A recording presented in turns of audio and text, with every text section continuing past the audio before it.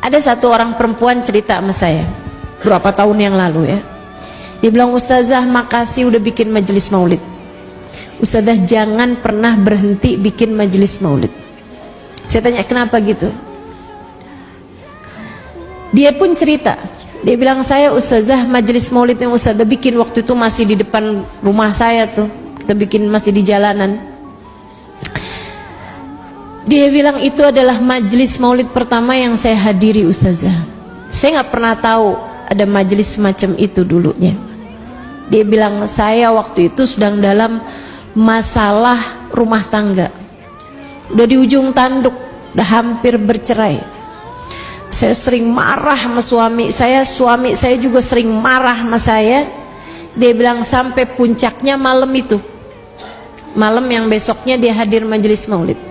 Dia bilang, malam itu Ustazah, suami saya pulang larut malam, anak-anak udah saya ungsikan di rumahnya nenek mereka. Dia bilang di rumah keluarga saya, jadi saya cuma sama suami aja. Dia pulang malam-malam, saya pun marah sama dia. Dia marah juga sama saya. Saya udah benci banget sama dia. Dia pun juga sepertinya seperti itu. Akhirnya jam-jam sekitar jam 1 malam, jam 2 malam, dia kemudian keluar dari rumah dengan banting pintu. Terus dia bilang, saya nggak akan balik lagi ke rumah ini. Saya pun lari menuju ke pintu. Saya buka pintunya, jangan pernah balik lagi ke rumah sini. Habis itu saya tutup pintunya. Saya sangat marah. Tapi saya galau, saya bingung mau telepon teman saya mau curhat jam 2 pagi.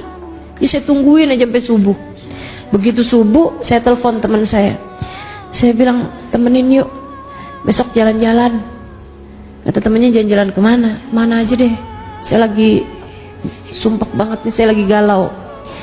Terus dia cerita bahwa dia habis tengkar sama suaminya gini gitu, segala macem. Akhirnya temennya bilang, saya besok mau hadir maulid Ustazah Halimah di Tebet gitu.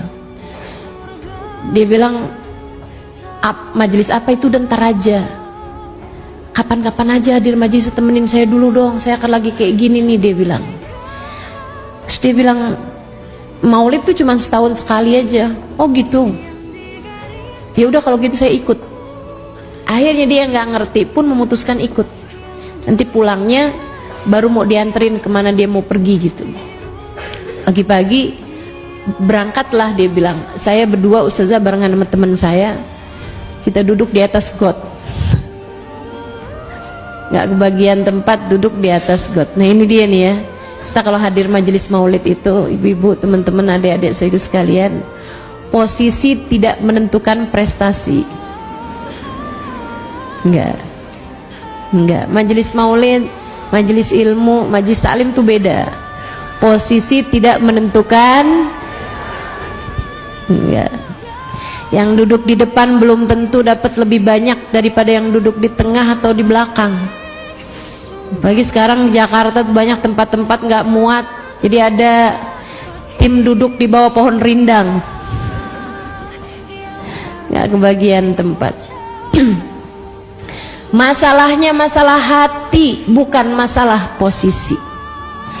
Dia bilang, saya duduk Ustazah, saya nggak ngerti nih ngapain sih orang-orang ini, sampai segitunya kok berame banget sih yang datang. Dia bilang, saya duduk aja dengerin. Saya tuh pertamanya lihat ada gitu orang-orang yang pada nangis, ngapain sih gitu. Saya pun baca, dengerin. Ini yang dibaca apaan sih? Saya kasih tahu sama teman saya, ini kitab maulid namanya Sejarah Nabi Muhammad. Oh, saya dengerin, suaranya enak-enak gitu. Habis itu Ustazah cerita, kata dia nih, waktu itu tentang Sayyidah Khadijah. Ya Allah Ustazah, itu kayak rasanya Ustazah lagi ngomong buat saya doang. Rasanya tuh kayak telinga saya lagi dibisikin gitu. Dia bilang, Ustazah, rasa-rasanya saya langsung kebayang rumah tangga saya dengan keadaan saya yang selama ini selalu menuntut suami, mungkin di luar batas kemampuan dia. Saya rasanya dihadapkan kepada diri saya yang begitu menjijikkan. Saya seperti tampar-tampar ustazah rasanya. Saya menangis di majelis itu, saya menangis. Sampai kemudian kita berdiri bersama-sama untuk ucap salam kepada Nabi, dan ustazah bilang doa, ini mustajab nih doa di saat berdiri. Saya pun ikut berdiri, dan saat itulah saya doa, saya minta sama Allah, ya Allah jadikan saya istri yang solehah. Saya ingat-ingat suami saya, padahal dia begitu baik sebenarnya. Hanya saya aja yang terlalu menuntut kepadanya hal-hal yang di luar batas kemampuan dia. Dia bilang, saya terus aja introspeksi diri saya sendiri dengan linangan air mata. Saya doa, ya Allah sisain, ya Allah sisain.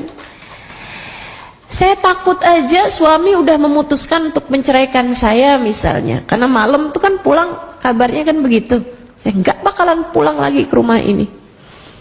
Dia bilang, saya merasa sangat berdosa.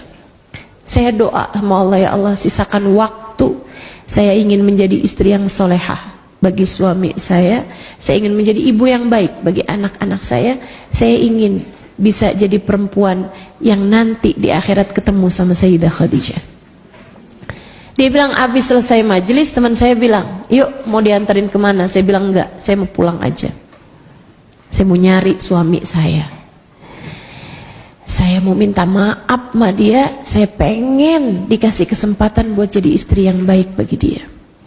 Dia bilang, begitu nyampe rumah, teman saya pulang lagi, saya mau masukin kunci nggak bisa-bisa, karena ternyata udah ada kunci di dalam. Dia bilang, saya ketok, suami saya bukain pintu.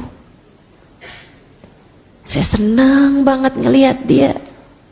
Sebelum saya bilang apa-apa sama dia, dia peluk saya, kemudian dia bilang, maafin saya, sisain saya waktu buat saya bisa jadi suami yang baik buat kamu. Dia bilang, saya nangis ustazah, saya minta maaf sama dia.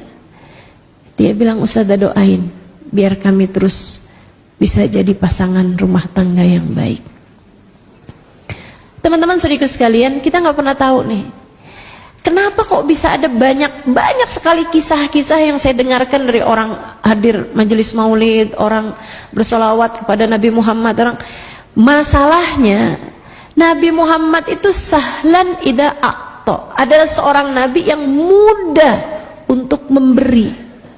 Ketika kita datang, kita bersolawat dengan sungguh-sungguh pada Nabi, kita punya cinta sama Nabi gitu, sangat mungkin untuk kita pulang dari majelis maulid, kita pulang dari kita bersolawat, atau ketika kita ngerasa dekat menabi, kita solawatan menabi, sangat mungkin untuk doa-doa kita diijabah, harapan-harapan kita dipenuhi oleh Allah Subhanahu